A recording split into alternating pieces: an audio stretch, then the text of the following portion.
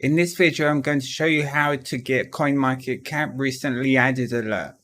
So if you're always following the latest coins and tokens added onto CoinMarketCap, and you're looking for a way to get notified when a new token or coin is added onto the website, there are two ways you can do this. First, you can go across to Twitter and you can follow this profile called CMC Listings.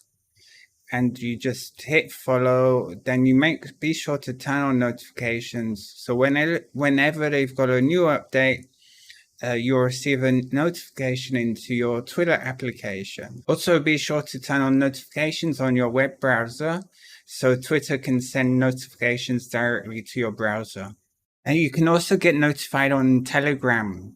So if you go across to this group called CoinMarketCap_list, you can get sent notifications of when a new token is added.